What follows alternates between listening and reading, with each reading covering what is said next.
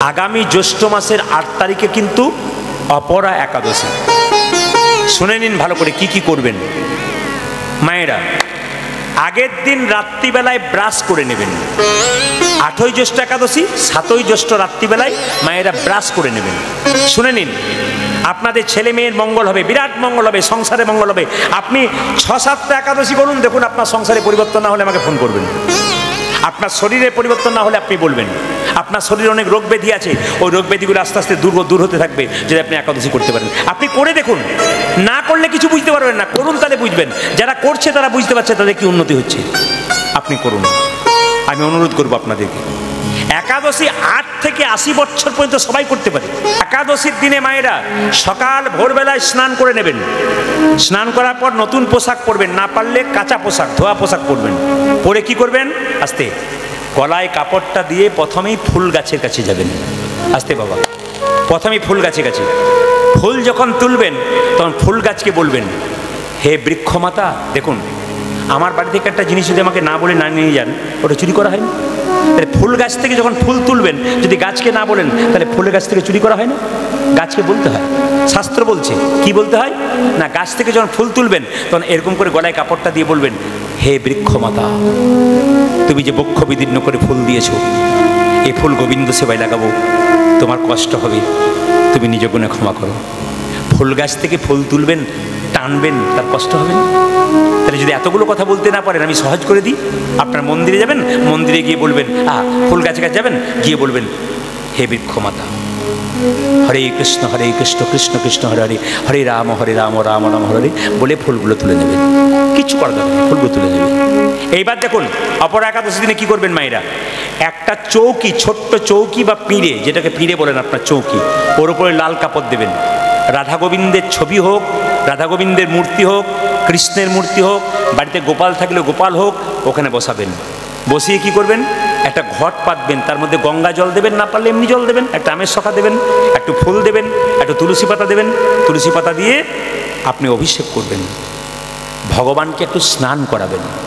ভগবানের ছবি হোক আর মূর্তি হোক, কি দিয়ে স্নান করাবেন সবাই তাকান, 5টা জিনিস দিয়ে, দুধ, ঘি, দই, চিনি, জল। নাই বা রইল, অত দরকার নেই। আপনি এক কাজ করুন, শঙ্খ বাজান না, ওই শঙ্খের ভেতরে যে জল আছে, শঙ্খের জল দিয়ে ওই শঙ্খের জলে স্নান করে দিন। অত কিছু করার দরকার নেই। আপনি পারলেন না, হতে পারে আপনার নাও হতে পারে, আপনার কাছে দুধ, ঘি, দই নাও থাকতে পারে। আপনি কি করবেন, জলটা ওর ভেতরে ভরে, শঙ্খের জল ভরে আপনি গোবিন্দকে স্নান করবেন। স্নান করানো কি করে কি করবেন, গোবিন্দের চরণে 3টে তুলসী পাতা দেবেন। প্রশ্ন করবেন, 2টো পা 3টে দেবো কেন? খুব দামি দামি কথা, কিন্তু 2টো পা কিন্তু 3টে তুলসী পাতা দেবেন কেন? একটা ডান পায়ে, একটা বাঁ পায়ে, একটা মাঝখানে। কেন? ভগবান যখন বামন অবতার ধারণ করেছিল, নাভি থেকে একটা পা বের করেছিল, ওই পাটাকে লক্ষ্য করে একটা করে পাতা দিতে হয়। এবার যুক্তির কথা, কিন্তু মন দিয়ে শুনবেন।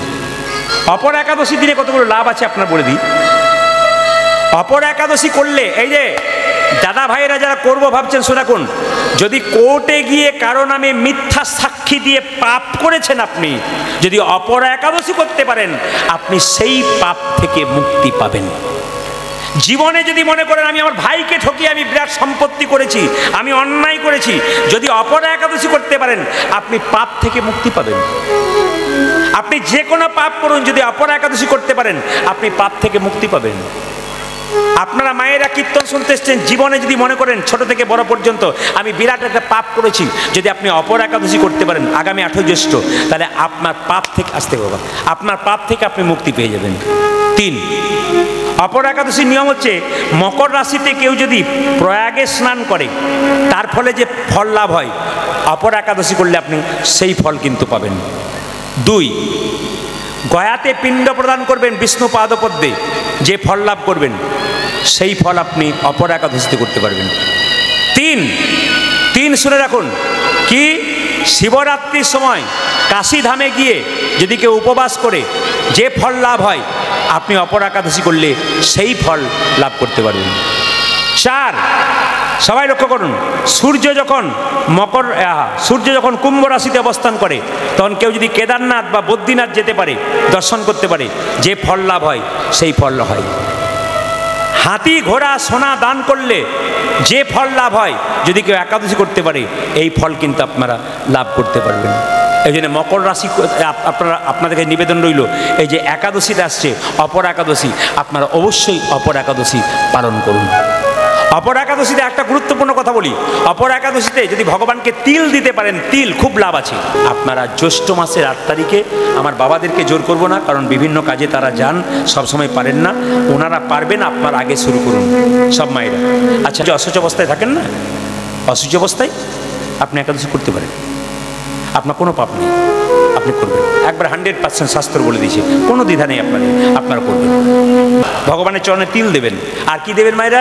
ঘিয়ের প্রদীপ দেবেন বা তেলের প্রদীপ দেবেন। যদি ঘিয়ের, আপনারা যারা কীর্তন শুনতে এসছেন, বাড়িতে লক্ষ্মী পুজো করেন না? যেটা বলুন হ্যাঁ না করেন না সবাই, কিন্তু একটা ভুল করছেন। কি করছেন বলুন তো? প্রদীপ কিন্তু মন্দিরে সোজা দিতে নাই। ধরুন এটা লক্ষ্মী ঠাকুর, আপনি সোজা কিন্তু মন্দিরে প্রদীপ দিতে পাবেন না।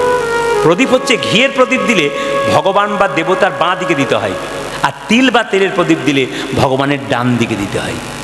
সোজা প্রদীপ কোনোদিন দেবেন না বাড়িতে, খুব মাথায় রাখবেন কথাগুলো।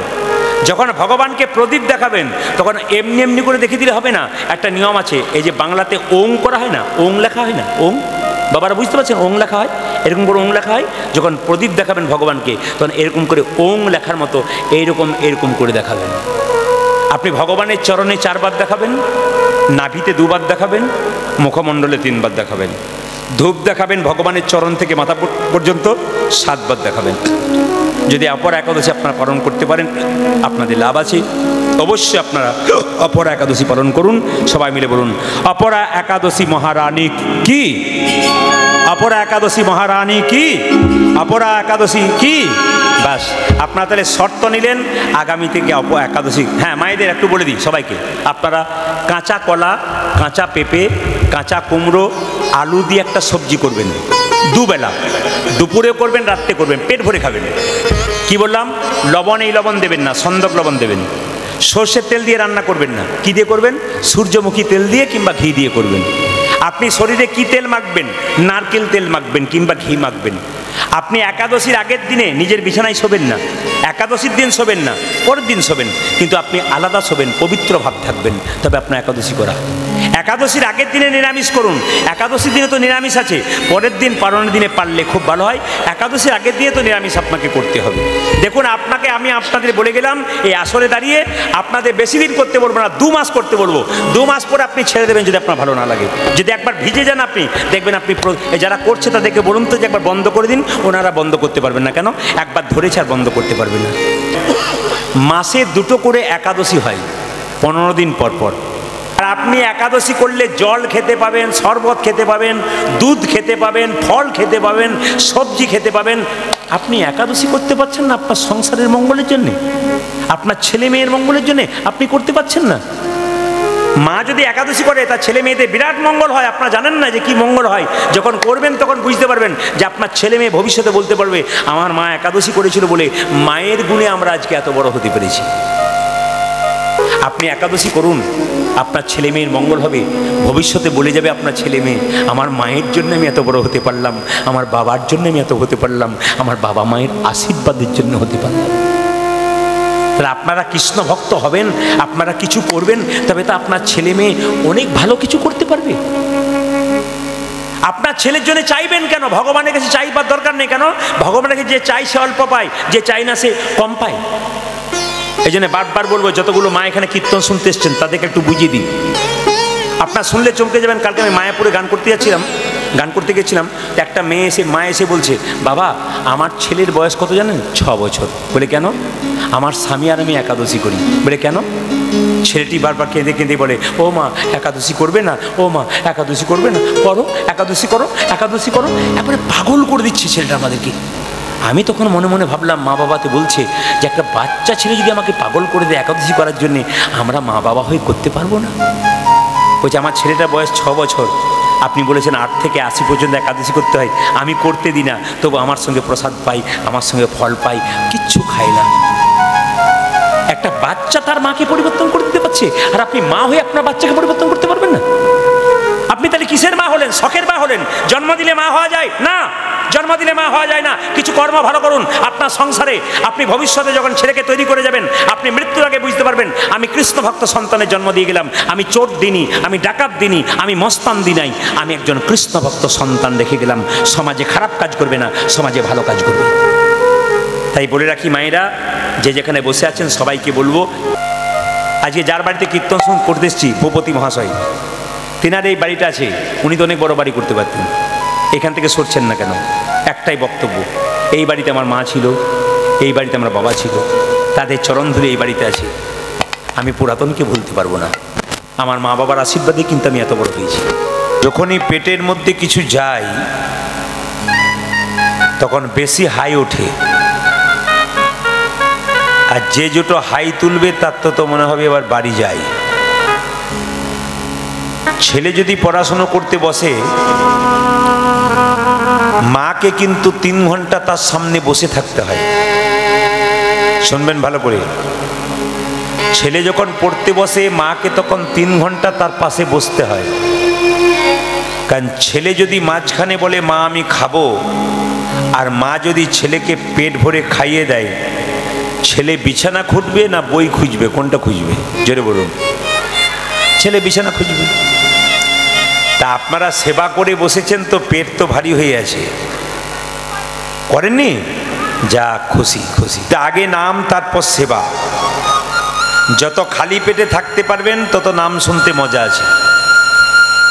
আগের জন্মে যার সুকৃতি ভালো, পূর্বজন্মে যার কর্ম ভালো ছিল তিনি কীর্তন শুনতে পাচ্ছেন, আর পূর্বজন্মে যার কর্ম ভালো ছিল না তিনি কীর্তন হচ্ছেন অথচ বাড়িতে বসে ঘুমাচ্ছেন। এ পাক্কা কথা। আপনারা জেনে নেবেন, যারা কীর্তন শুনছেন মানে আপনারা ভাগ্যবান এবং ভাগ্যবতী, আর যারা কীর্তন শুনতে পারলেন না তাদের মতো দুর্ভাগ্য আর পৃথিবীতে কারো নাই। তো মহাপ্রভু নবদ্বীপের পথ দিয়ে চলে যাচ্ছেন, পদকর্তা বর্ণনা করছেন, দেখো দেখো তুমি কে, কাঙ্গাল বেশে জীবের দ্বারে হরিনাম। শেষের দিনে চিতাতে যখন যাবেন আপনার কাপড় থাকবে? তবে আপনাদের এখানে আছে কিনা জানি না, আমাদের ওদিকে আছে, বাচ্চা জন্ম নিলে একটা ল্যাঙ্গট পরিয়ে দেওয়া হয় না? জোরে বলুন, পরিয়ে দেওয়া হয়? আমাদের বাচ্চা জন্ম নিলে একটা ল্যাঙ্গট পরিয়ে দেওয়া হয়, তা আপনাদেরও হয় বোধ হয়। এবং মৃত্যুর সময় একটা সাদা কাপড় ঢাকা দেওয়া হয়, আর কিচ্ছু থাকে না। সাদা কাপড়েও পকেট নাই আর ল্যাঙ্গটেও পকেট নাই, কিন্তু মাঝখানে আমরা পকেট ভরার চিন্তায় ব্যস্ত থাকি। আচ্ছা মায়েরা, একটা স্বামীর যদি 10টা কাপড়ের দোকান থাকে, চিতাতে যখন আপনাকে শুইয়ে দেবে একটা কাপড়ও কিন্তু আপনাকে সঙ্গে দেবে না। আপনি যেমন এসেছিলেন আপনি তেমন চলে যাবেন। কিন্তু এই আসার যাওয়ার ফাঁকে কিছু ভালো কাজ করতে হবে। আপনি যতদিন বাঁচবেন যদি ভালো কাজ করেন পরের জন্মের জন্মটা আপনার ভালো হবে। আর যদি যতদিন বাঁচবেন আপনি খারাপ কাজ করবেন আপনার পরের জন্মটা কিন্তু খারাপই হবে। ধরুন আজকে মানিকতলা বলে একটা জায়গা আছে, এখানে জোরে বলুন হ্যাঁ না? তো সেখানে আজকে 2টো বাচ্চার জন্ম হয়েছে শুনলাম। একটা বাচ্চা বড় লোকের বাড়িতে সোনার চামচ মুখে নিয়ে জন্ম নিয়েছে, আর একটা বাচ্চা গরিবের বাড়িতে ভিখারির ঘরে জন্ম নিয়েছে, মায়ের দুধ পাচ্ছে না। তাহলে একই দিনে 2টো বাচ্চার জন্ম হলো, একজন সোনার চামচ মুখে নিয়ে ধনীর বাড়িতে জন্ম নিল, আর একজন ভিখারির বাড়িতে জন্ম নিল। তাহলে আগের জন্মের কর্ম ভালো বা খারাপ ছিল? যার কর্ম খারাপ ছিল সে ভিখারির বাড়িতে জন্ম নিয়েছে, আর যার কর্ম ভালো ছিল সে বড় লোকের বাড়িতে জন্ম নেবে। আজকে যে কীর্তন শুনতে এসছেন, আপনি মানুষ কুলে জন্মগ্রহণ করে কর্ম যদি ভালো করেন তাহলে পরের জন্মে আপনার ভালো কুলে জন্ম হবে। আর যদি কর্ম খারাপ থাকে আপনি ভালো কুলে জন্ম নিতে পারবেন না। দেখুন এই গ্রামে অনেকেরই প্রচুর টাকা আছে, অনেকেরই ধন সম্পদ আছে, সবাই কি এই অনুষ্ঠানটা করাতে পারছে?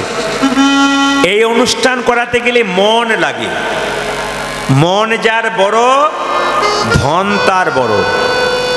যত দান করবে দানে কিন্তু কমে না, মাথায় রাখবেন।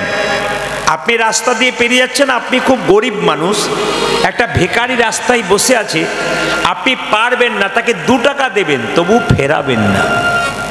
2 টাকাটাই আপনার কাছে 200 টাকার মতো। ভিখারিকে ফেরাতে নেই। সেবা হচ্ছে সবচাইতে বড় ধর্ম। এই যে এত এত মানুষের সেবা আজকে হচ্ছে, বিশ্বকর্মা পুজোর দিনও হয়, এত এত মানুষের আশীর্বাদ কিন্তু ওনার উপরে প্রাপ্ত হয়।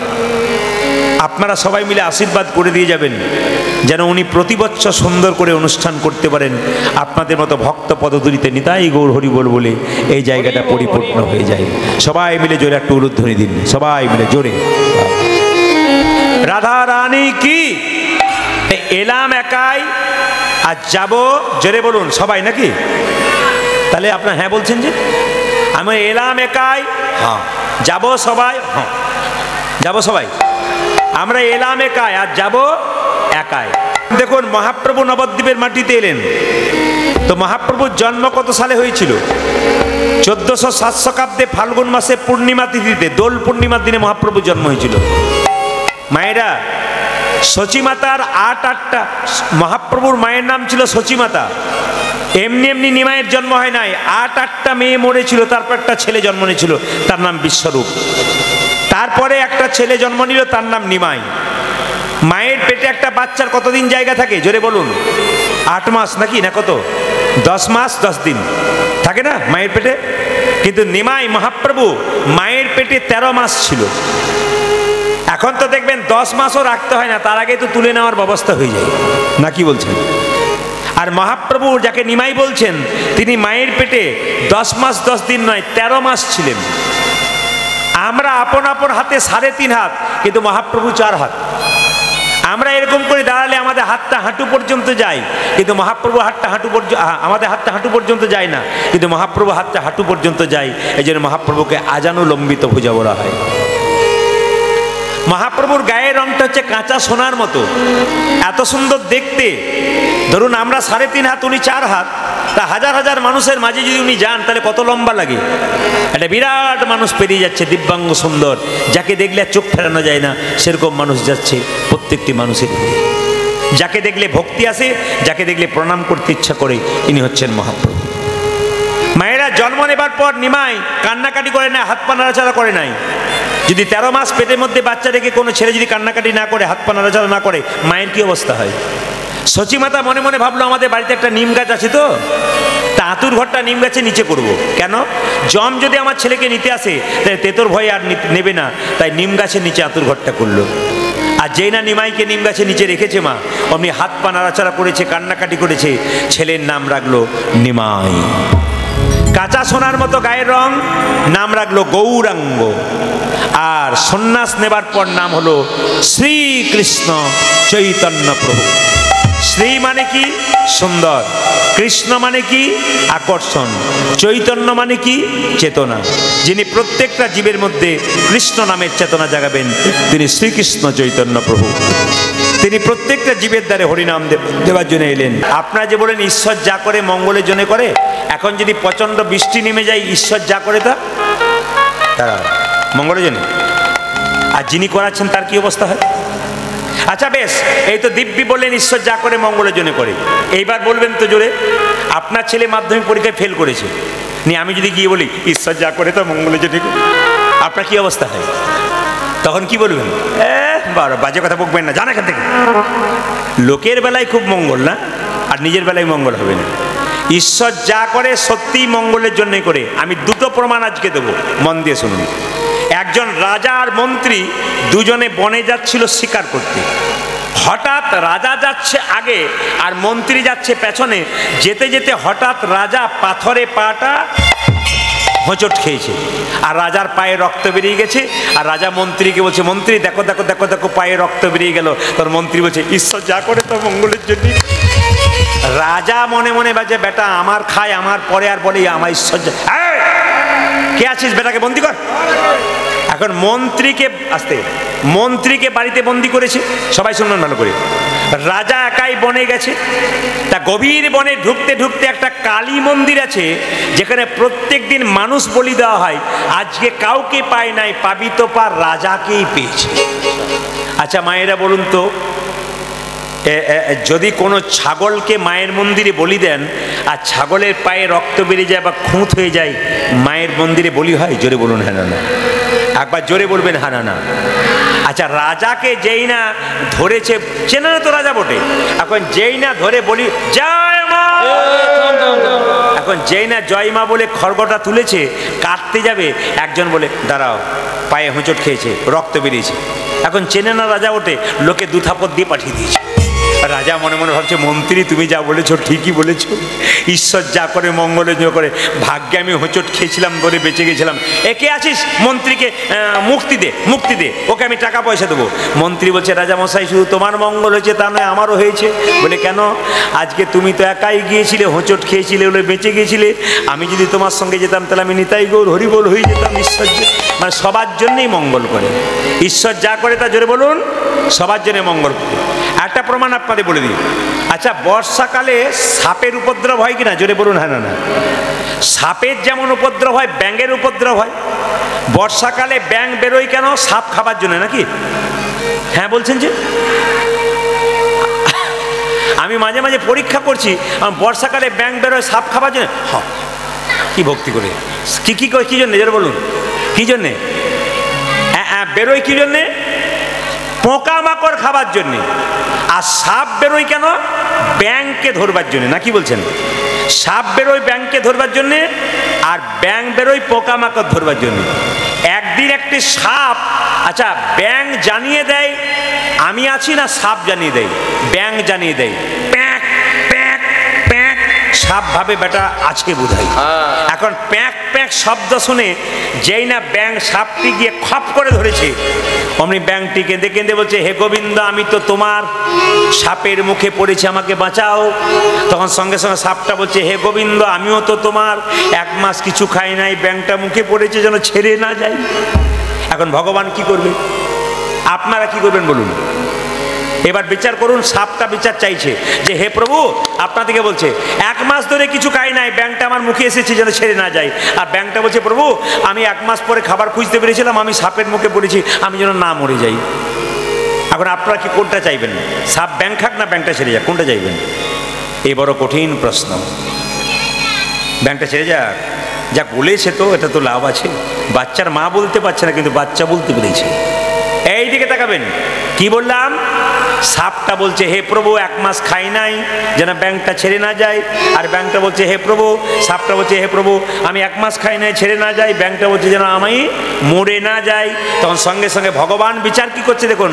ব্যাঙটাকে বলছে, এই যে নড়াচড়া করো না, নড়াচড়া করো না, নড়াচড়া করো না, নড়াচড়া করো না।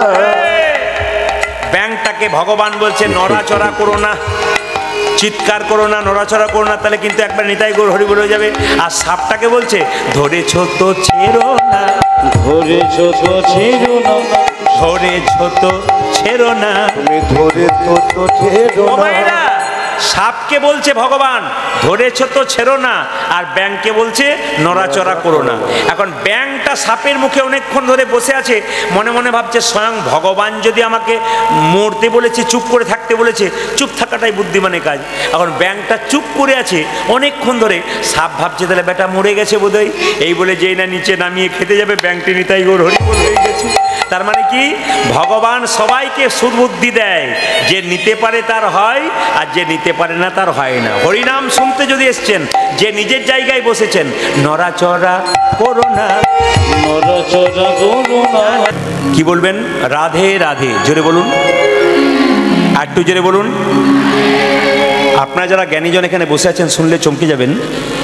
বৃন্দাবনে একজন ভক্ত আছেন, ভক্ত শ্রী পরাজনা মহারাজজি আছেন, তার নাম হচ্ছে প্রেমানন্দ দাস মহারাজ। 18 বছর, কিডনি দুটো নাই।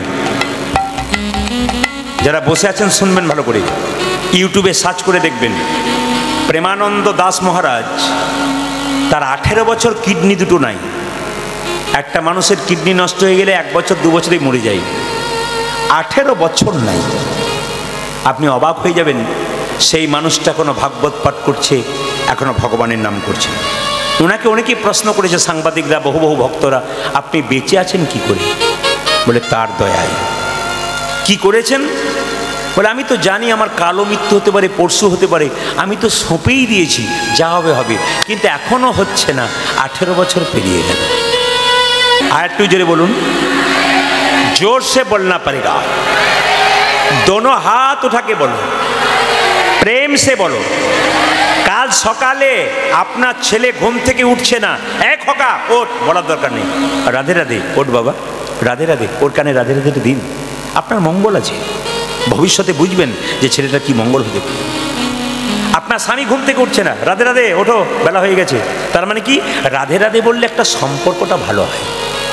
আপনার সম্পর্ক ভালো করুন, দেখবেন কাজ আছে। রাস্তায় কারোর সঙ্গে দেখা হয়েছে, আপনি রাধে রাধে বললেন, দেখবেন উনি খুব খুশি হবেন। কেন বলুন তো, আমাকে রাধে রাধে বলেছে। ও যদি জোরেও না বলে আস্তে আস্তে বলবে রাধে রাধে, তার মানে কি আপনি ভক্ত তৈরি করে দিয়েছেন। মহাপ্রভু বলেছেন শুধু নিজে ভক্ত হলে হবে না, আরো ভক্ত তৈরি করুন। এইদিকে এইদিকে 100 বছর অভক্ত হয়ে বেঁচে থেকে লাভ নাই।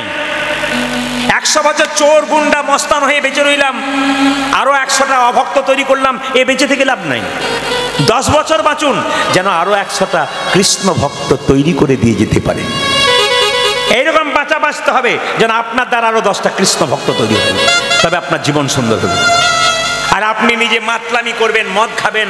আমি একটা কথা বলে রাখি, সবাইকে বলি, যারা মদ খায় তাদেরকে বলবো, মদের গ্লাসটা নিয়ে তোমার ছেলেটার সামনে একবার বসো। কেন? তোমার ছেলেকে শিখিয়ে দেবে, আমি খাই তুইও খাবি। আমি সব জায়গাতে কথা বলি, যারা মদ খায় তাদেরকে বলবো, তুমি মদের বোতলটা নিয়ে তোমার ছেলের সামনে বসো, মেয়ের সামনে। বলে বাবা বসলে কেন মদ নিয়ে? বলে আমিও খাই, তোরাও ভবিষ্যতে খাবি, মানে আমি জীবনটাকে নোংরা করেছি, তুইও জীবনটাকে নোংরা করবি। তাই বারবার নিবেদন রইল, জীবনকে সুন্দর করতে গেলে কৃষ্ণ নাম শুনতে হবে, জীবনকে সুন্দর করতে গেলে কৃষ্ণ ভক্ত হতে হবে। মায়েরা, কত সুন্দর সুন্দর শিক্ষা আজকে কীর্তনের মাধ্যমে দেবো, আপনারা সবাই লক্ষ্য করুন। আজকে যে লীলাটি গাইব, আপনারা অনেকেই জানেন, কৃষ্ণ একটা সাপের মাথায় নেচেছিল না? জোরে বলুন। সাপটার নাম কি? জল ধরা নাকি? নাকি খালিও না? আপনারা এত জানেন, জানলে তো আমি আসতাম না। সাপের মাথায় নেচেছিল, সাপটার নাম কি? কালিয়নাগ। ওই কালিয়নাগের আপনারা একটা ফণা দেখতে পান, কিন্তু কালীনাগের 100টা ফণা ছিল, 100টা উপফণা। একটা ফণা 100টা উপফণা। আচ্ছা মায়েরা, সাপেদের জীব কাটা না গোটা? জোরে বলুন, আমি জোরে শুনতে চাই, কাটা না গোটা? আচ্ছা, হাত দিয়ে দেখেছেন না দূর থেকে দেখেছেন?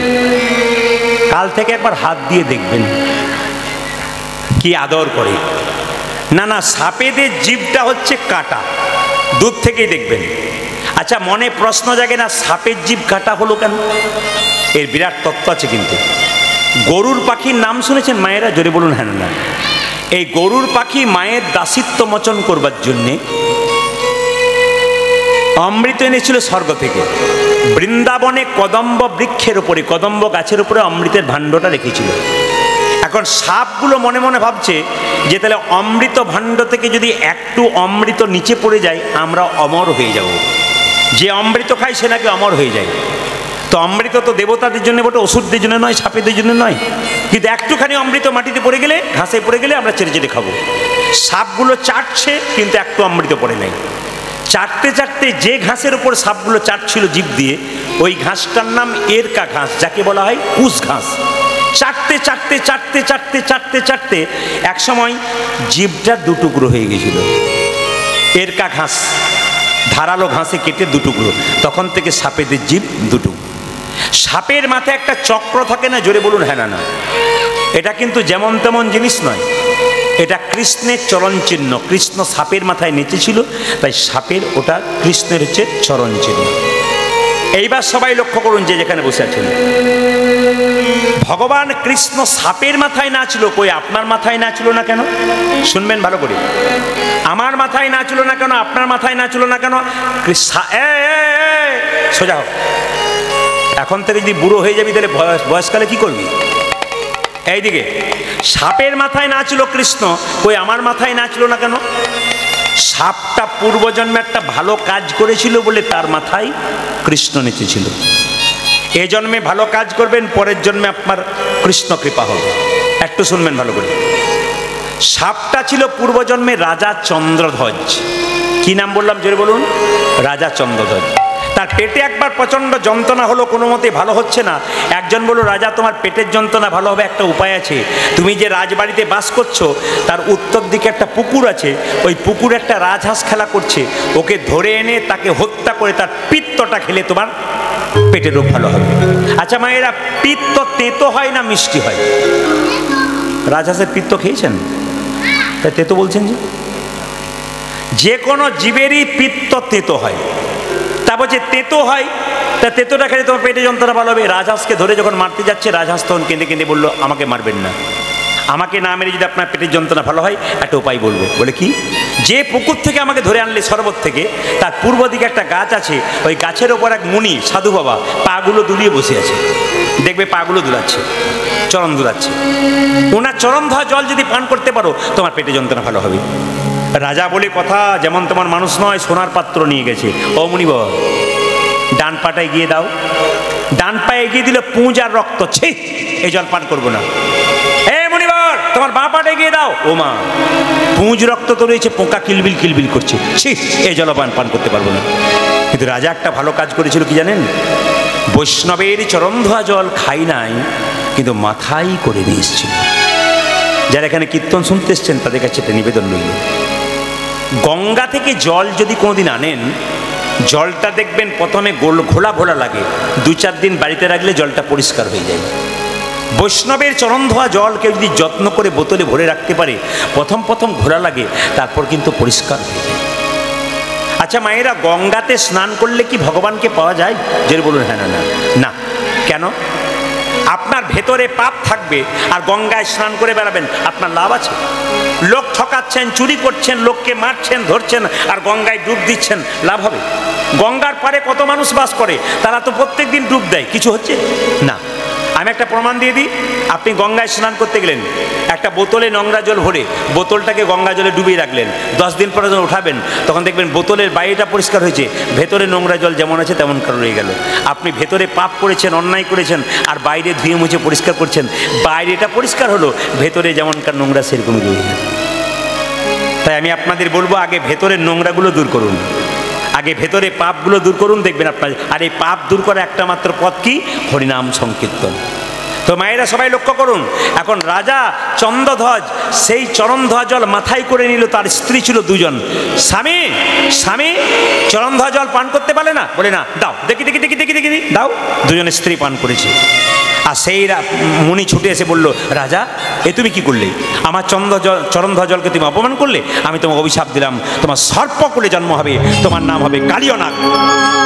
রাজা চন্দ্রধ্বজে কেঁদে কেঁদে বলল, হে মুনিবর, হে মুনি জীব, হে মুনিবর, হে মুনিবর। রাজা কেঁদে কেঁদে বলছে, মুনিবর তুমি আমার অভিশাপ দিলে সাপ কুলে জন্ম হোক, তুমি আমায় অভিশাপ দিলে সাপ কুলে জন্ম হোক, আশীর্বাদ দাও যেন তোমার চরণ আমি মাথায় পেতে পারি। সঙ্গে সঙ্গে মুনি বলল, শোনো, তুমি আমার চরণধ্বজ জল পান করো নাই, কিন্তু যেগুলো মাথায় করে এনেছো, আশীর্বাদ করলাম একদিন তোমার মাথার উপরে ভগবান শ্রীকৃষ্ণের নৃত্য হবে। তাহলে বাবা, বৈষ্ণবের আশীর্বাদ যদি কারো উপরে থাকে না, তবে তার আর কোনো চিন্তা থাকবে না।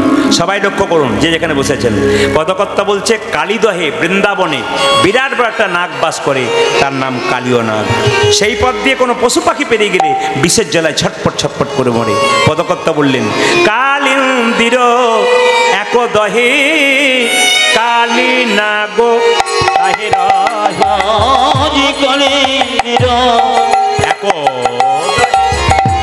এক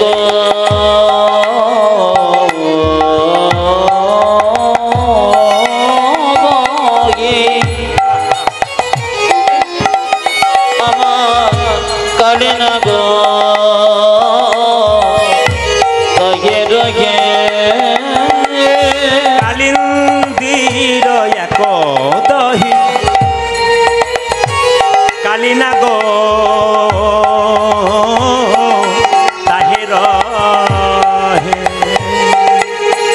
ওই আমার কালিন্দির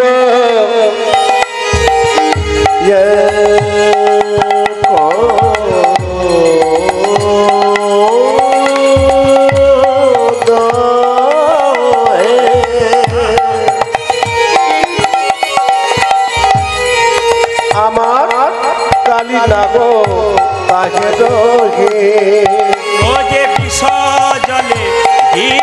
জলে দহন সমান দেখে বিষ জলে দহন সমান বিষার জলে দহন সমান দেখে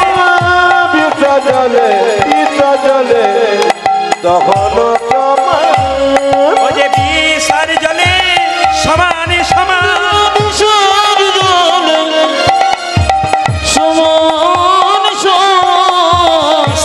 জলে সমান সমান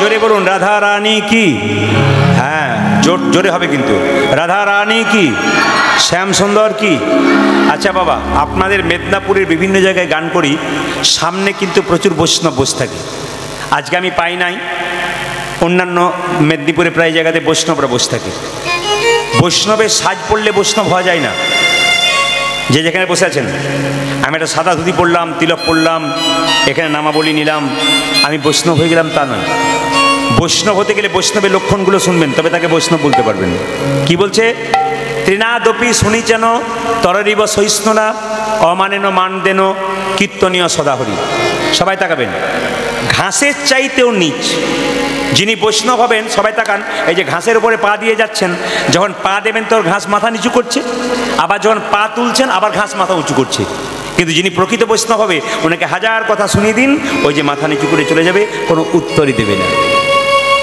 প্রকৃত বৈষ্ণব না হলে একটা কিছু খারাপ কথা বলুন দেখুন উনি গাল দেবে আপনাকে হাজার গাল দেবে তার মানে উনি বৈষ্ণব নন যে শাস্ত্রের ব্যাখ্যা হয় কি বলছে বৈষ্ণব কাকে বলে ত্রিনাদপি শুনিছেন হাজার কথা বলবেন কিন্তু মাথাটা নিচু করে চলে যাবে একটা উত্তর দেবে না তররিব সহিষ্ণুনা গাছকে যখন কাটবেন গাছ যতক্ষণ না মাটিতে পড়বে আপনাকে ছায়া দান করবে ফল দান করবে বৈষ্ণবকে হাজার কথা শোনান উনি আপনাকে হরিনাম দান করবে কিচ্ছু বলবে না আপনি হাজার গাল দিন কি বলবে হরে কৃষ্ণ বাবা হরে কৃষ্ণ ইনি হচ্ছেন বৈষ্ণব হাজার কথা বলার পরও তার চরণে মনে হবে প্রণাম জানাই কেন যদি আপনি কাউকে গাল দেন তিনি যদি গাল না দেয় তখন আপনাকে আফসোস লাগবে কেন আমি গাল দিলাম খুব খারাপ লাগলো উনি কিছু উত্তর দিলেন না হরে কৃষ্ণ বলে চলে গেলেন আপনার মনের মধ্যে একটা বিবেক জাগবে উনি খুব ভালো মানুষ আমি একবার গিয়ে বলবো আমার অন্যায় হয়ে গেছে আর বৈষ্ণব কাকে বলে ভাই না অমানেন মান দেন ধরে নিন আপনাদের পথ দিয়ে কেউ যাচ্ছেন হঠাৎ একজন লোক কুষ্ঠব্যাধি লোক মায়েরা পড়ে আছে আপনি কি করবেন এই দিয়ে তাকান আপনাদের রাস্তা দিয়ে ধরুন কালকে সকালবেলাতে বেরোচ্ছেন তো একটা কুষ্ঠব্যাধি লোক প্রচণ্ড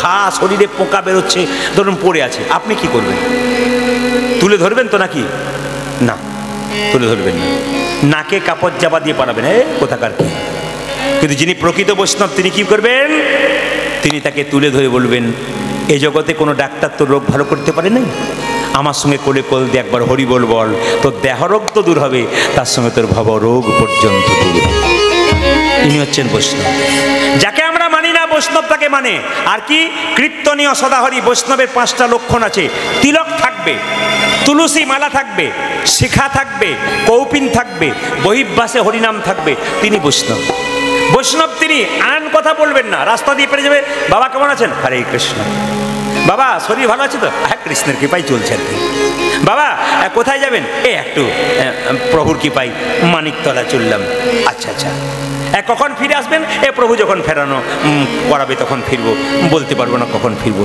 তিনি ফেরাতেও পারেন না ফেরাতে পারেন এরকম কথা যার মুখে থাকবে তিনি হচ্ছেন বৈষ্ণব আর বৈষ্ণবের লক্ষণ দেখুন সবাই শুনবেন ভালো করে হাজার হাজার বটের ফল বট গাছে হয় কিন্তু বট গাছের নিচে পড়ে একটাও চারা গাছ হয় জোরে বলুন দেখেছেন কোনোদিন আমাকে উত্তর দেবেন আপনারা। হাজার হাজার বটের ফল বট গাছে হয়, কিন্তু বটের ফল বট গাছে নিচে পড়ে একটাও বট গাছ হয়েছে? যেটা বলুন, হয় না। কিন্তু কোথায় হয় বলুন তো? পাখিতে খেয়ে স্টোমাকে গিয়ে সেই পাখি যদি ছাতের কান্নিসে পায়খানা করে, ওইখানেই বট গাছ হয়। বিচারটা করবেন কিন্তু, ওইখানেই বট গাছ হয়।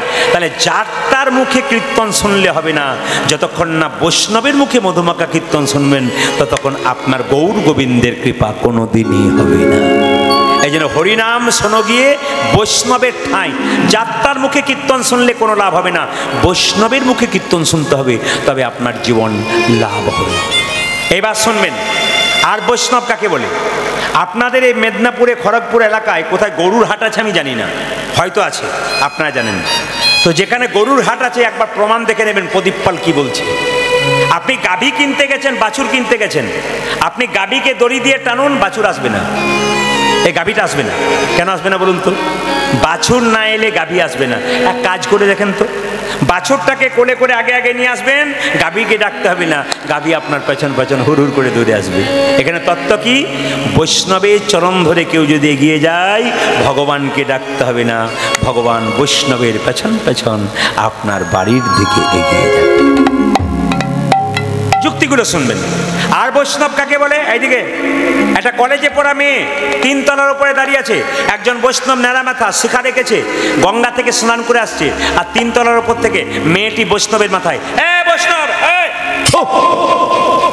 বৈষ্ণবের মাথায় থুতু ফেলেছে, আর বৈষ্ণব বলছে থুতু ফেলে দিলি মা, আচ্ছা ঠিক আছে স্নান করতে যাই। আচ্ছা আমার আপনার মাথায় থুতু ফেলে কি বলতাম? একবার নেমে আয়, তারপর দেখাচ্ছি মজা, বলবো না?